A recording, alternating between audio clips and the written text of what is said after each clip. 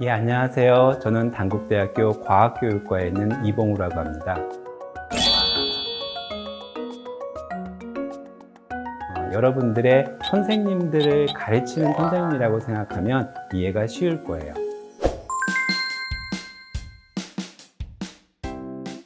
예, 학교나 학원에서 배우는 과학은 주로 이론을 중심으로 많이 진행이 될 겁니다.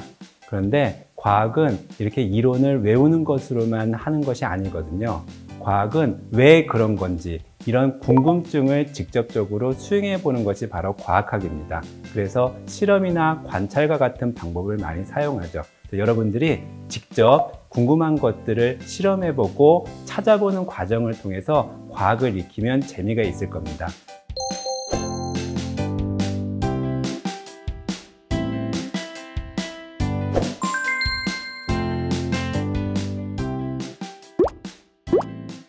예, 과학을 무조건 외우려고만 한다면 금방 잊어버리는 것이 당연합니다. 그건 저도 마찬가지거든요.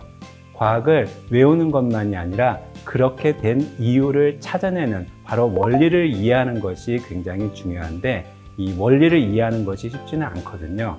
여러 가지 현상에다가 여러분들이 배운 원리를 적용해 보는 거면 굉장히 도움이 될 겁니다.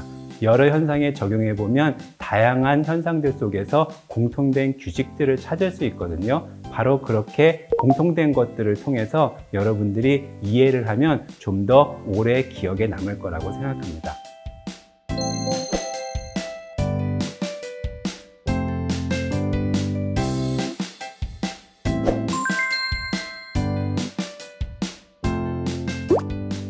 예, 과학도 여러 가지 분야로 나뉠 수 있습니다. 그 중에는 여러분들이 좋아하는 분야도 있고 덜 좋아하는 분야도 있겠죠.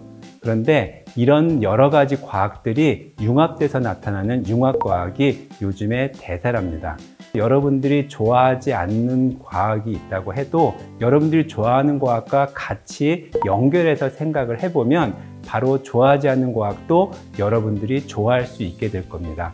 이렇게 여러 가지 과학들이 융합된 걸 통해서 여러분들이 새로운 과학의 지식과 새로운 과학의 방법을 익힐 수 있을 거라고 생각합니다.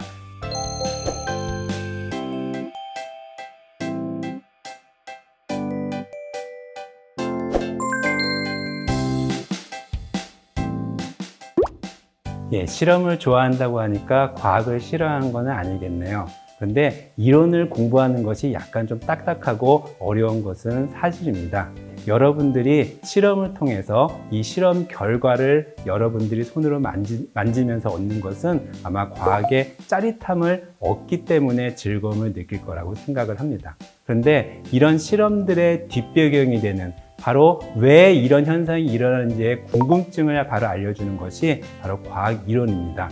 여러분들이 실험을 좋아한다면 실험의 원리, 실험의 이유, 실험의 근거가 되는 바로 그 이론들을 여러분들이 익혔을 때 실험이 조금 더 즐거워지고 재미있어질 겁니다.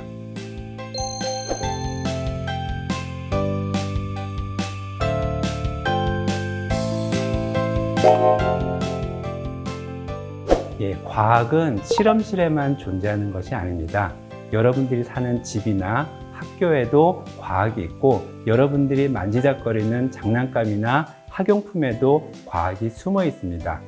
그런데 과학을 어떻게 또는 과학을 무엇을 해야 될 것인지 모를 경우가 굉장히 많이 있죠. 이럴 때는 여러분들이 주위에서 찾아볼 수 있는 여러 자료들을 활용해 볼 수 있을 겁니다.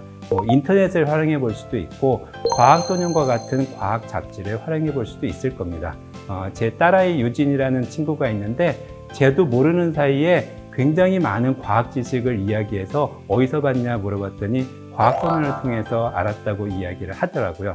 여러분들도 여러 가지 자료들을 통해서 과학하기의 세계로 들어왔으면 좋겠습니다.